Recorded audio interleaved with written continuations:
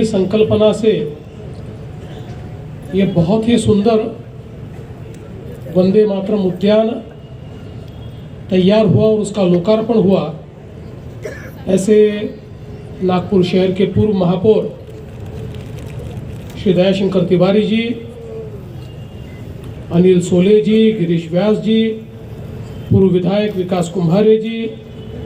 अर्चनाताई डेहनकर, राजेश बागड़ी जी, doctor Ramaswamy, Abhijit Chaudhary, किशोर Tawde, Vasumana Pant, Shrimati Vaishnavi P, मंचासीन सभी महानुभाव और यहाँ पर उपस्थित सभी बहनों और भाइयों, आज हम सभी के लिए ये बहुत ही गौरव की बात है कि वंदे मातरम जो भारत की आज़ादी का प्रेरणा गीत रहा, भारत की क्रांति का मंत्र रहा, ऐसे वंदे मातरम को जब 150 साल पूरे हो रहे हैं, ऐसे समय हमारे नागपुर शहर में एक बहुत ही सुंदर वंदे मातरम उद्यान का लोकार्पण हो रहा है। मैं भाई दयाशंकर तिवारी जी को और हमारी महानगर पालिका को बहुत बहुत धन्यवाद देता हूँ। हम सभी लोग जानते हैं कि जिस समय बंकिम दा ने वंदे मातरम लिखा और उसके बाद धीरे धीरे आज़ादी के जो दीवाने थे उनके लिए महामंत्र के रूप में देखो ना, ये गीत उनके दिल में बसने लगा और विशेष रूप से जब बंगाल को विभाजित करने का एक प्रयास किया गया और उस विभाजन के खिलाफ एक बहुत बड़ी सभा का आयोजन हुआ, हजारों हजारों लोग उस सभा में उपस्थित थे। वक्ता अभी आने बाकी थे और ऐसे में 30-40 हजार लोगों में से किसी एक व्यक्ति ने वंदे मातरम का जयघोष दिया और धीरे धीरे 30-40 हजार लोग वंदे मातरम कहने लगे और उसके बाद बंगाल के विभाजन के खिलाफ जो लड़ाई हुई, उस लड़ाई का मूल मंत्र ये वंदे मातरम का गीत बना, वंदे मातरम का नारा बना, वंदे मातरम का उद्घोष बना। हम सभी लोग जानते हैं कि वंदे मातरम की प्रेरणा ऐसी थी कि हमारे क्रांतिकारी फांसी पर जाते समय भी हिचकिचाते नहीं थे, गिड़गिड़ाते नहीं थे, तो बड़ी शान के साथ अपने मातृभूमि को नमन करते थे और वंदे मातरम कहते हुए फांसी झूल जाते थे। और ये लाजमी है कि ऐसा हमारा ये गीत, ऐसा हमारा ये मंत्र, जिसको हम लोग इतने सालों से गाते भी हैं, बोलते भी हैं, उसके 150 साल पूरे होने के उपलक्ष्य में उसकी स्मृतियों को हम फिर एक बार जागृत करें, उस दृष्टि से एक बहुत ही सुंदर कार्यक्रम आज यहाँ पर आयोजित हुआ। और दयाशंकर जी ने वंदे मातरम उद्यान को एक प्रकार से प्रेरणा उद्यान में परिवर्तित किया है। परमवीर चक्र जो हमारे भारत का सर्वोच्च सैनिकी सम्मान है, उस सम्मान को प्राप्त करने वाले कुछ शहीद और कुछ अभी भी कार्यरत ऐसे लोग, हमारे सैनिक, हमारे अधिकारी, इनको समर्पित इस प्रकार से यहाँ पर परमवीर चक्र प्राप्त करने वाले हमारे सभी सैनिकों का म्यूरल और उनके शौर्य की गाथा ये भी हमको पढ़ने को मिलती है। और ये बात सही है कि हमारी सेनाओं ने जिस प्रकार से हमारे देश को महफूज रखा है,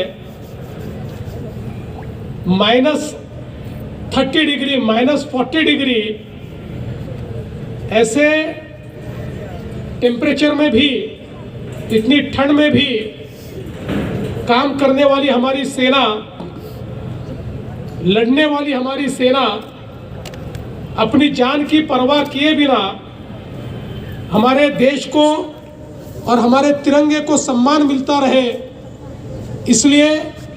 24 घंटे काम करने वाली हमारी सेना, और चाहे वो सर्जिकल स्ट्राइक हो, एयर स्ट्राइक हो या ऑपरेशन सिंदूर हो, अपनी ताकत को दुनिया के सामने प्रदर्शित कर भारत एक मजबूत राष्ट्र है, इसको दुनिया के सामने प्रतिपादित करने वाली हमारी सेना, ऐसी सेना के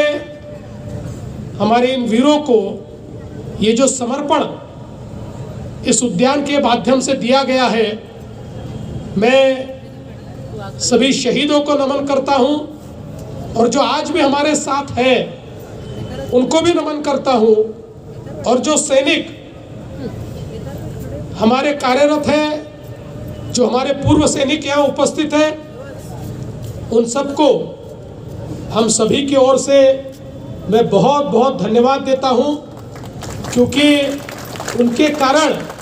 आज हमारा देश सुरक्षित है, विकसित है, और प्रधानमंत्री जी के नेतृत्व में दुनिया की चौथी सबसे बड़ी अर्थव्यवस्था हम बन पाए, क्योंकि हमारी सीमाएं सुरक्षित है।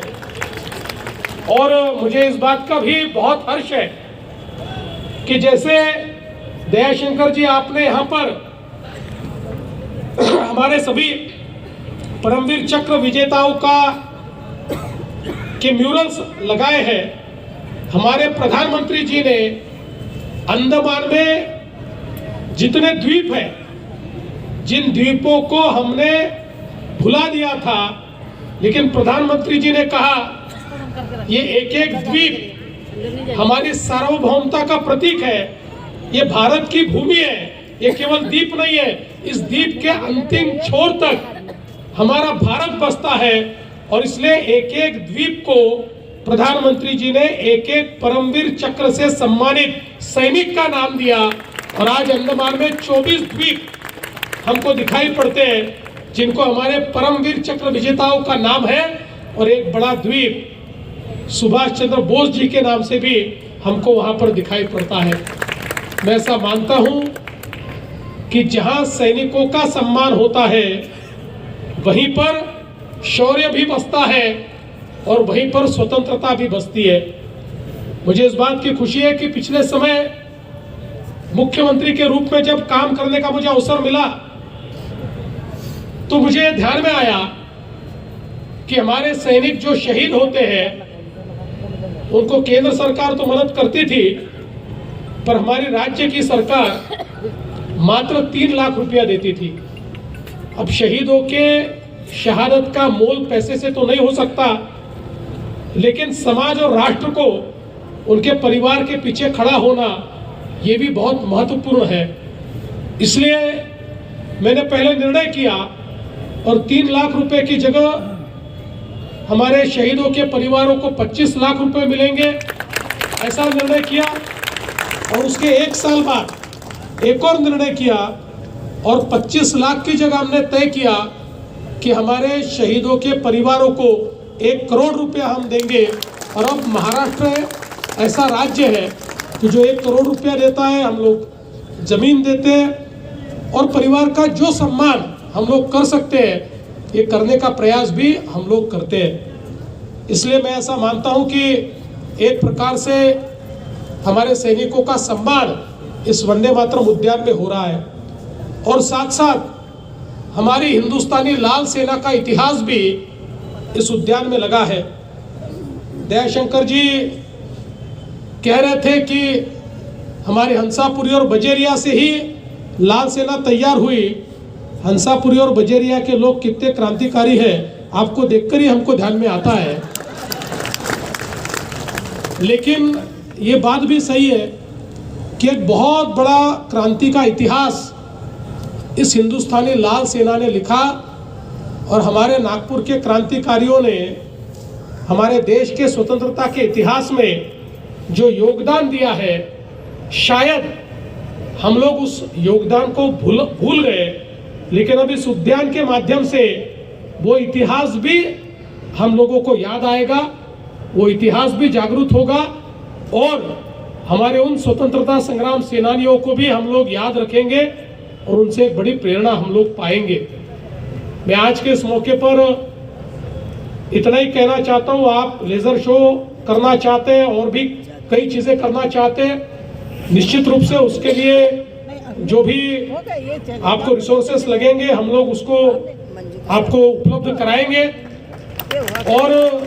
मैं आपसे निवेदन करना चाहता हूँ, लेजर शो पुराना हो गया, अब आप इसको प्रोजेक्शन मैपिंग, ये जो नई टेक्नोलॉजी है उस टेक्नोलॉजी का आप उपयोग करिए और उसके लिए जो भी आपको निधि की आवश्यकता होगी वो निश्चित रूप से आपको देने का काम हम करेंगे। और बाकी भी आपने जो यहाँ पर अलग अलग प्रकार के सपने संजोए हैं उसको भी पूरा करने का प्रयास हम लोग मिलकर करेंगे। आज इस उद्यान के साथ साथ हम लोग ये कहते हैं कि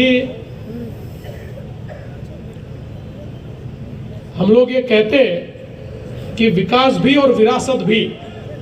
ये उद्यान हमारी विरासत है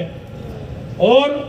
आज निर्माण होने वाला मछली मार्केट ये हमारे विकास का प्रतीक है। एक बहुत ही आधुनिक मच्छी मार्केट, मटन मार्केट ये आधुनिक होने चाहिए। वैसे गडकरी जी पूरे शाकाहारी है, लेकिन फिर भी हमेशा उनका आग्रह होता है कि बहुत ही अच्छे तरीके से हम लोग ये व्यवस्थाएं करें, क्योंकि हम लोग देखते हैं जिस प्रकार की अव्यवस्था, जिस प्रकार की गंदगी ऐसी जगहों पर देखने को मिलती है, उससे कहीं ना कहीं लोगों के आरोग्य पर भी उसका एक गलत परिणाम होता है और हमारा स्वास्थ्य उसके कारण उसको भी हानि पहुंचती है। मुझे बहुत खुशी है और मैं हमारे नितेश राणे जी को बहुत बहुत धन्यवाद देना चाहूँगा कि उनके मंत्रालय ने नागपुर शहर के लिए एक बहुत ही आधुनिक, शहर का सबसे आधुनिक इस प्रकार का ये मार्केट तैयार करने का निर्णय किया है। और मुझे ऐसा लगता है कि आने वाले दिनों में जब ये मार्केट पूरा होगा तो निश्चित रूप से जो हमारे विक्रेता है उनको भी उसका फायदा होगा और जो खरीदार है उनको भी फायदा होगा। दयाशंकर जी ने अभी मुझे एक चिट्ठी लेकर कहा है